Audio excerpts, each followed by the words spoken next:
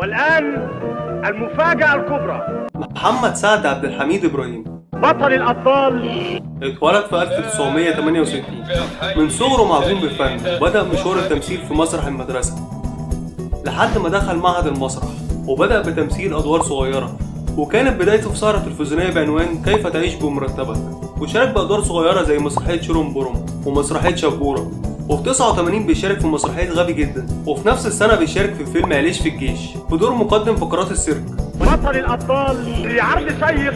وفي سنة 92 بيشارك في مسلسل ما زال النيل يجري بعد 3 سنين من غير شغل، لدرجة انه فكر في الاعتزال وانه يتطوع في الجيش، بس بتيجي فرصة انه يشارك في فيلم طريق الإعلام، وكان شرط الدور انه يكون بيعرف يعوم. وساعد اتكذب على المخرجة نعام محمد علي، ولما عرفت وجده قبل التصوير بكى وطلب منها فرصة اسبوع عشان يتعلم فيه السباحة.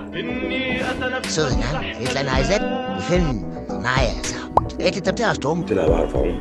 ده انا بصي، ده انا حوت مش بعرف اعوم. كانت ليله من هنا بنيله. وانت بتعرف تعوم يا محمد؟ سيبني في الماء ماليش دعوه باي حاجه، بس اتعلمت العوم. إني أتنفس تحت الماء. بس بقى من ساعتها خلاص دوروا على محمد فين، قاعد بياكل في الميه، بيشرب في الميه، نايم في الميه. مصر يما يا سفينة شجاع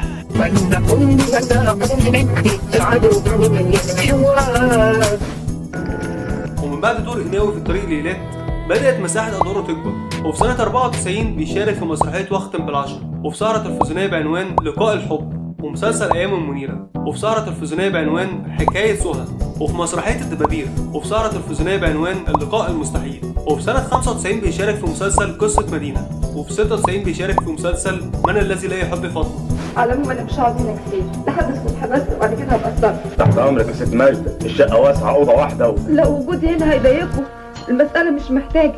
انا مستعد امشي دلوقتي. لازمتها ايه العياط دي بس؟ انا مش مستعد اعيش مع صبري اكتر من كده على الوضع ده. اتفضلوا العشاء جاهز، هناخد سيلفي ونضحك وهيبان ان انت وبيشارك في مسلسل بيت الجمالية، وبيشارك في مسرحية كعب عالي، ومسرحية الحي الغربي، وفي فيلم الجنتل مع محمود عبد العزيز. مالك يا شفتك؟ انا عمري ما شفتك كده ابدا. شفت الحاره طلعت عليا ازاي؟ الكل هبها في وشي، الكل عمق فيا. طب كفايه اصلا، قوم ريح جسمك جوه شويه، بس قوم خش ريح جوه كله هيبقى تمام. غدروا بيا غدروا. خش لا بس وكفايه اللي بتعمله في نفسك ده، حرام عليك. قوم يا اخويا قوم. وفي سنة 97 بيشارك في مسلسل مرفوع مؤقتا من الخدمة، ومسلسل الشارع الجديد، وفيلم امرأة وخمس رجال. بتعرف ترقص؟ عارفه طبعا ما اعرفش. لا ايدك هنا. انت فاجئتيني بسفلتك، اقصد بصراحتك. ايه مالك؟ متخشب ليه؟ انت مؤدب على فكره. لا يا عم الحاج، احنا ناقصين لمخة في الكلام. انا حاسس اعذريني، ما اول مره البس اصلا. تخيل ان محمد سعد يطلع زوج من ازواج فيفي عبده. بس انتوا دي لا هيئة المنحرفين ولا لبس المنحرفين. ولا يهمك، انا اللي هعلمك كل حاجة. طيب الفيلم ده قصة ولا مناظر؟ ايه بتعمل ايه؟ يا جدع مش من أول تعرف كده، بقول لك عيب يعني، ما يصح. مش عارف، معلش اعذروني. والنهارده الخميس. مش مصدق نفسه، حاسس اني بودع الدنيا. انا مش مصدق عينيا. لا بقى صدق نفسك. ايه يا ابطال؟ ايه ده؟ ايه اللي انت بتعمله ده بس؟ فيها حاجه كده، حاجه محترمه، فيها احترام. ايوه، فخر ووكر كده. ايه مش قلت انك بتحبيني؟ ايوه بحبك بس مش بالطريقه دي. اصلا انا شريفه وشرفي بحب بريف.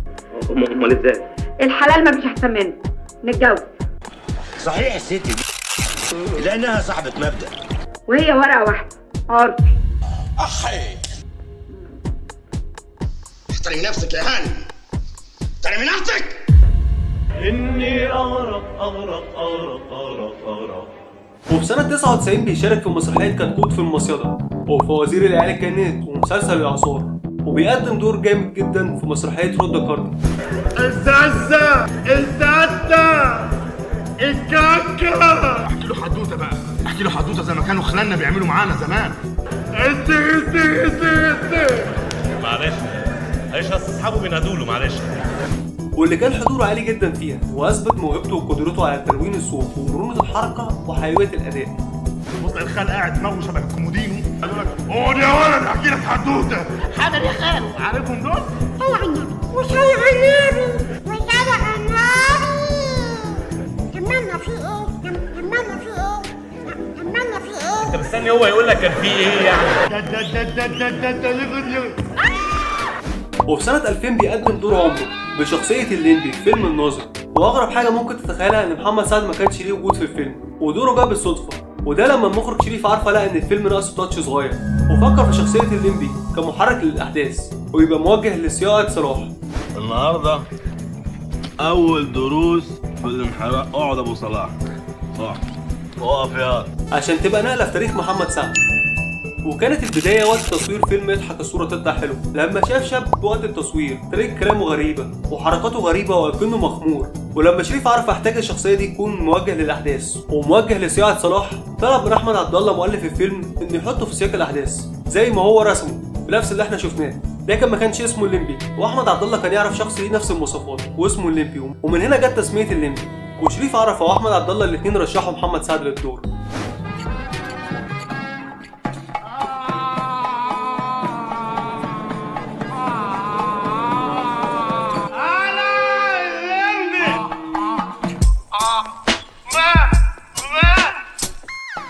شايف الصياعة؟ دي بقى الناس المنحرفة الكمل. يا رب يا ابني ابقى كمل زيهم كده. وفعلا الدور كان نقلة لمحمد سعد. وطبعا انت متوقع ان فيلم الليمبي جه على طول بعد فيلم الناظر، بس مش ده اللي حصل. لكن اللي حصل ساعتها ان محمد سعد في 2001 بيقدم بطولة مشتركة مع احمد حلمي وغادة عادل في فيلم 55 نساء، فيلم حلو جدا بس للاسف مش واخد حقه. هو هي تجيب يا بدر اللي قطعه. اكيد واحد واو مرعي. الفائز في هذه المباراة هيتجوز الدكتورة. عجبناها واحنا بنضرب. وفي 2002 بتنفجر قنبلة كوميديا في مصر لما بينزل محمد سعد في فيلم الليمبي اللي بيغير شكل السينما في وقتها وبيقلب الرأي العام حرفيا. دين الليمبي اللي الاسفلت بيشتكي منه. وفيلم الليمبي بيحكي قصة شاب فقير مطحون عايز يتجوز حبيبته موسى. مين اللي يقدر ياخدك مني؟ ده انا دغدغ الدنيا، ازلزل الزلازل، بحبك يا بنت. والظروف مش مساعداه، عايش مع امه في فرنسا في حارة بسيطة، مش لاقي شغلانة ثابتة وبيتنطط من شغلانة للتانية عشان يشد حيله ويحوش فلوس ويسد بيها دينه لنعيم ويتجوز موسى حبيبته. ده اللي خد مني عربية الكبدة النهارده اتصرخ قول طب ساعات الباشا. مرة واحد حياته كانت كلها غم لحد ما عم بخ بيساعده لما بيلاقي له حل في الكراسة الصفراء اللي فيها كل قرش نقط بيه الليمبي في الافراح، والليمبي يقرر يعمل فرحه وفلوسه هتترد له، وبينتهي الفيلم بنهايه سعيده بفرح الليمبي والليمبي بيغني، وده اللي احنا شفناه.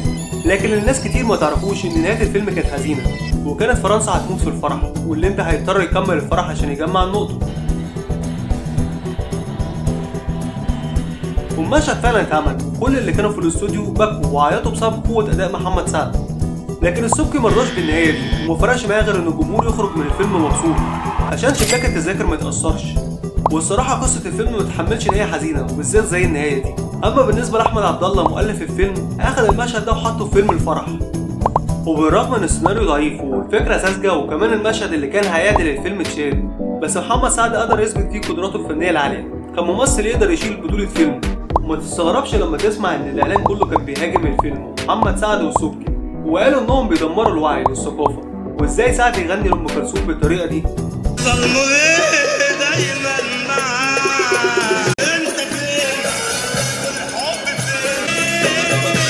حبيت يومين وقعدنا خلق ملك.